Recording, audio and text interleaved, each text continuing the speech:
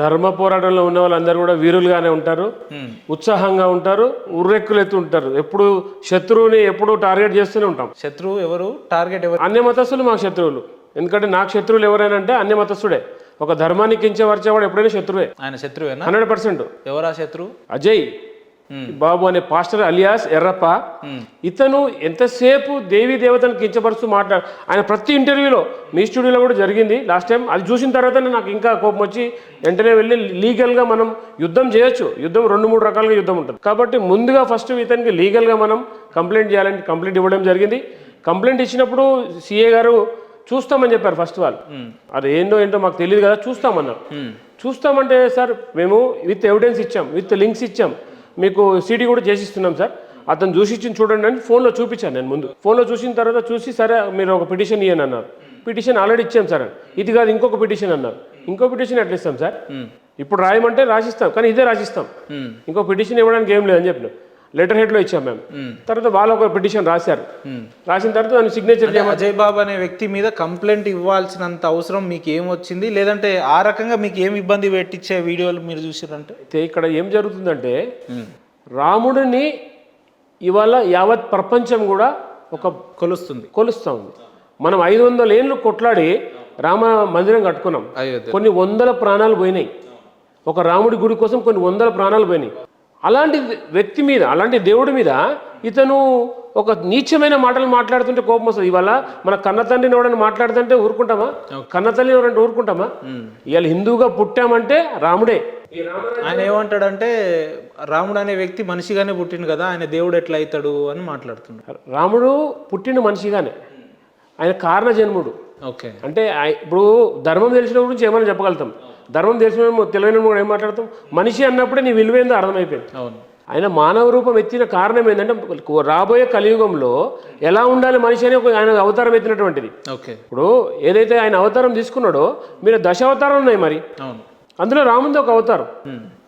అట్లా చూడట్లేదు, నువ్వు మనిషి అని మాట్లాడుతున్నావు కదా, కాబట్టే మనిషిగా నువ్వు మాట్లాడినావు. కనీసం నాలెడ్జ్ లేదు. నువ్వు మొక్కే దేవుడు మనిషి కదా. దేవుడు అంటే ఆయనకి ఏమన్నా 15 చేతుల నుండి దేవుడిగా పుట్టిండా?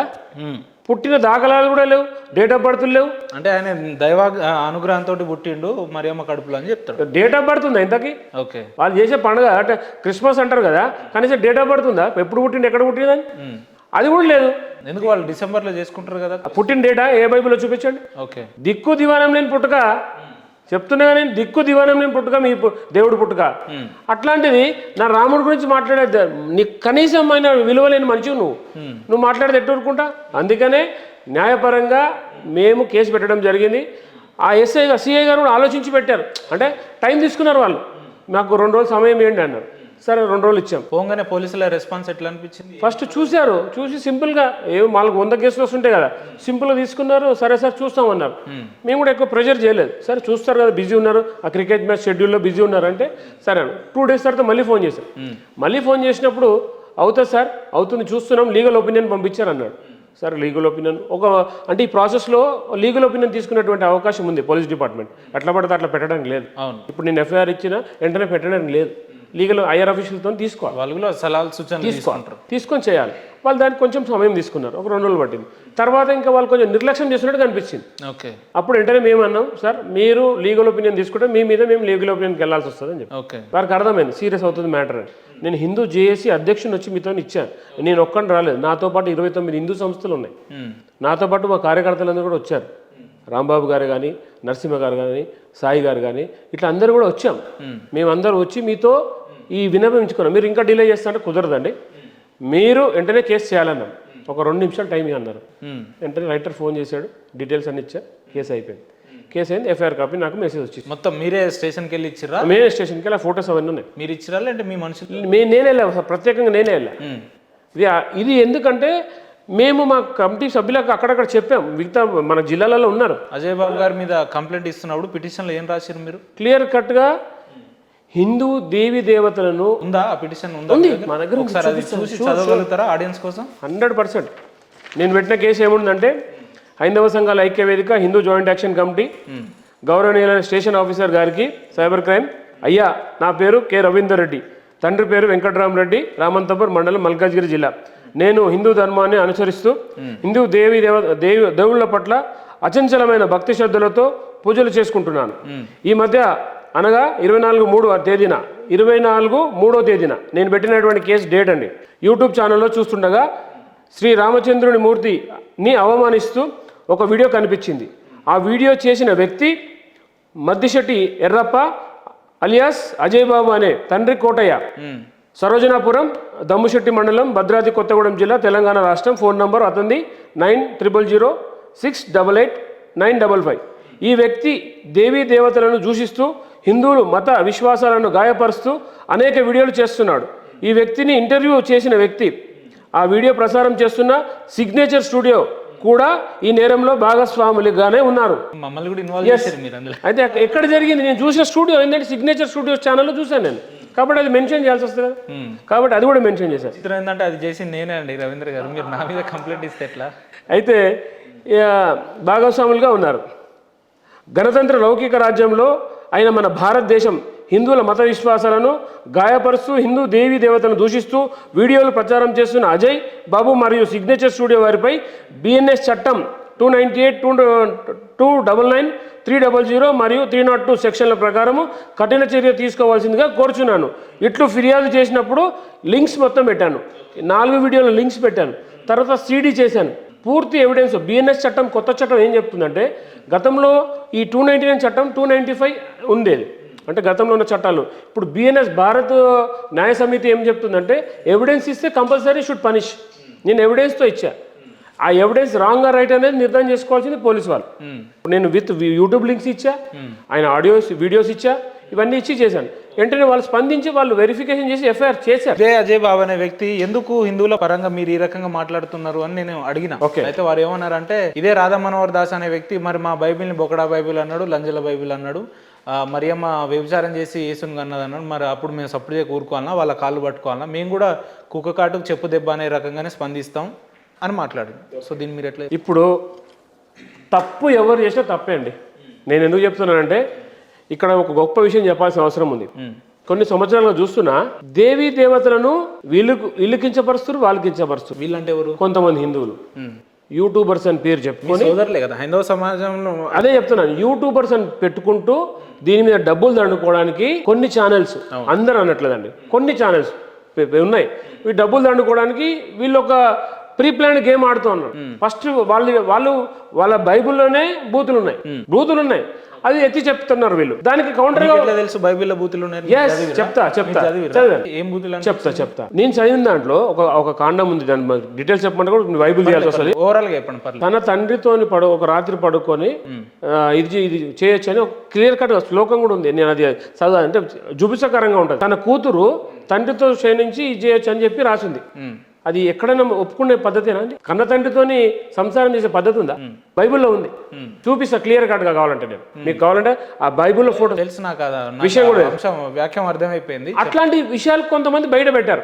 అంటే ఇంకా చాలా ఉన్నాయి, అంతే మామూలు బూతులు కావేవి, బైబులే బూత్ పురాణం కులా చెప్తున్నా. అయితే ఇక్కడ దాన్ని చేసినప్పుడు వాళ్ళు ఏం చేశారు, దానికి కౌంటర్ ఇవ్వలేదు. బాబు ఎందుకు వచ్చిన సందర్భం బైబుల్లో అని చెప్పట్లేదు. వెంటనే వీళ్ళు దేవుడి దేవతని తిట్టడం, వీళ్ళు తిట్టా వాళ్ళు తిట్టా.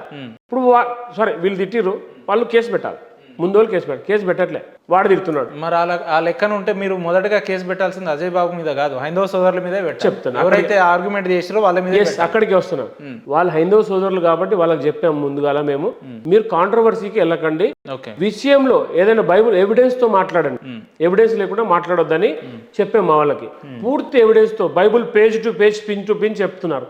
ఇక్కడ సమాధానం చెప్పే వాళ్ళు ముందు వాళ్ళు సమాధానం చెప్పాలా, సమాధానం చెప్పట్లేదు. వాళ్ళు రివర్స్ గా తిడుతున్నారు, బూతులు తిడుతున్నారు, వీళ్ళు బూతులు తిడుతున్నారు. వీళ్ళు తిట్ట ఏమైపోయింది, 1 పోయి 2 పోయి 4 పోయి మొత్తం 10 అయిపోతుంది. ఇక తిట్టుడు పురాణం స్టార్ట్ అవుతుంది. ఇది ఎంతవరకు? ఈ దెబ్బతో ఆగిపోవాలి. వీడు తిట్టదు, వాడు తిట్టదు. నేను చెప్పేది ఏంటంటే వీడు తిట్టడు, వాడు తిట్టడు, ఎందుకు తిట్టుకుంటారండి? ఎవరి గ్రంథాలు వాళ్ళకి గొప్ప కావచ్చు, అందులో మీరు లోటుపాట్లు ఉన్నాయి. సరే సనాతన ధర్మంలో అక్కడెక్కడ కొద్దిగా లోటుపాట్లు ఉండొచ్చు, నేను కాదనట్లేదు. కానీ ఇతర మతస్థులలో ఈ ధర్మాన్ని నమ్మకుంటే నరికి సంపే అంటున్నారు, ఈ ధర్మాన్ని నమ్మకుంటే నరికి సంపే అంటున్నారు. మళ్ళీ ఇంకోటి ఏంటంటే వీళ్ళు నిన్న మన వచ్చిన ధర్మాలండి, ఒకటి 1400 ఏళ్ళు, ఒక 2000 ఏళ్ళు మన చదివి శ్రీశైల గర్భస్తంభం చరిత్ర 5,000 సంవత్సరాలు.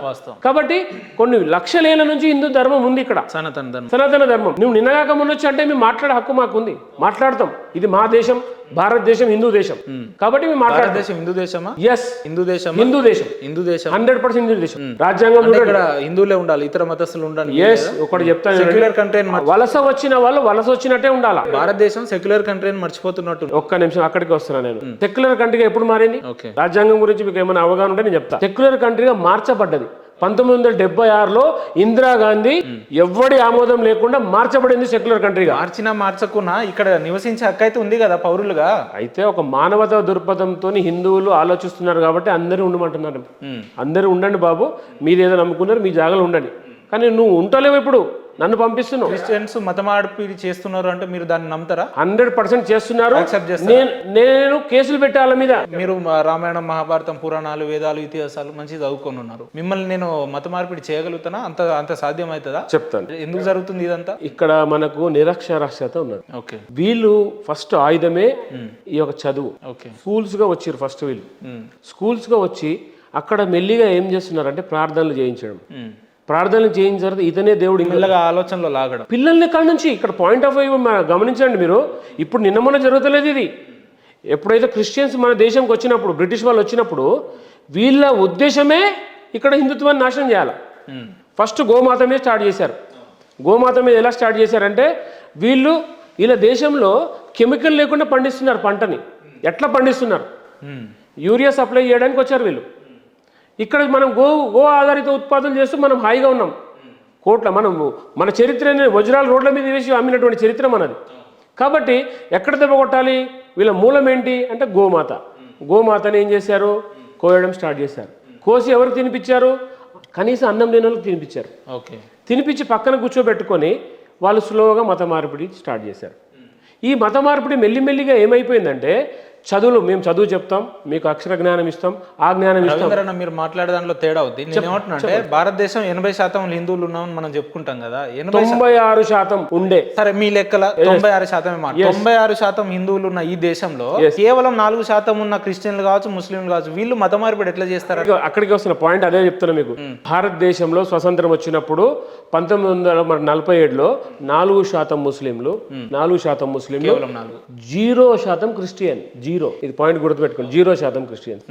తర్వాత వీళ్ళు ఎప్పుడైతే స్వతంత్రానికి మనకు స్టార్ట్ చేశారో స్లోగా క్రిస్టియన్ అనేది ప్రబలించింది. 1:10, 1:10, 10:100 పోతా ఉంది.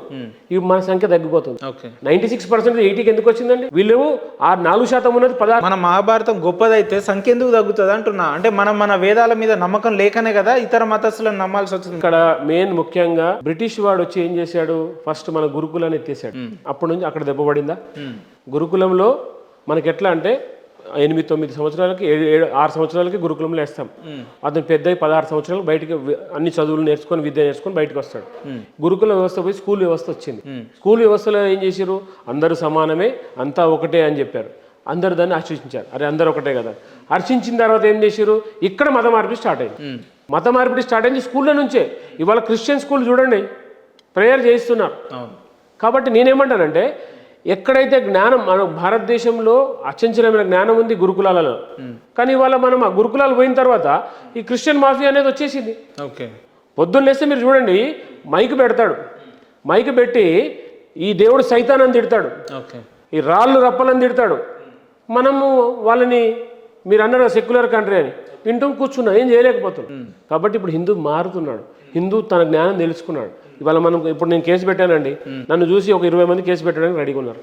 ఇప్పుడు మాట్లాడమని ఎవరు మాట్లాడతాడు? అంటే హిందువుల మీద ఎవరు మాట్లాడినా చేసినా ఎంతకన్నా పోతారా? ఎంతకన్నా తెగిస్తారా? పోతారా? చట్టాన్ని చేతిలోకి తీసుకోకుండా రాజ్యాంగం కల్పించిన హక్కుతో ఎంతకన్నా పోతాం, ఎక్కడికైనా పోతాం. సుప్రీంకోర్టు కన్నా పోతాం.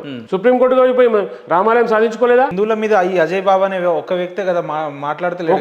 చాలా మంది ఉన్నారు. లేదంటే హిందువుల మీద దాడులు జరుగుతున్నాయి, హిందువుల దేవదేవతల మీద దాడులు జరుగుతున్నాయి, గుళ్ళ మీద విగ్రహాలు ధ్వంసం చేస్తున్నారు. మరి అదే ఈ రవీంద్ర అనే వ్యక్తి అప్పుడెప్పుడు ఎటు పోయిందంటే, ఈ రవీంద్ర అనే వ్యక్తి 15 సంవత్సరాల నుంచి హిందూ ధర్మ పోరాటం చేస్తాం. ఆంధ్రప్రదేశ్లో ఏ దాడులు జరిగినా ఇక్కడి నుంచి వెళ్ళినా, రామతీర్థంలో రాముడి తల నరికితే అక్కడికి వెళ్ళి పోరాటం చేసినాం. దేవుడి బొమ్మకి మలం పూసారండి. మలం పూశారు గణపతి దేవుడికి, అక్కడికి వెళ్ళి పోరాటం చేసినాం. రథాలు తగలబెడితే పోరాటం చేసినాం. తిరుమల తిరుపతి దేవస్థానంలో అన్యమతస్థుడు గత ప్రభుత్వం ఉన్నటువంటి ఆంధ్రప్రదేశ్ ప్రభుత్వంలో కూడా అన్యమతస్థుడు సీఎంగా ఉండి ఎన్నో చేశాడు. ఇప్పటి వరకు హైందవ సంఘాల ఐక్య వేదిక గ్రూప్ 27 కేసులు వేసింది ఇప్పటి వరకు ఆ ప్రభుత్వం మీద.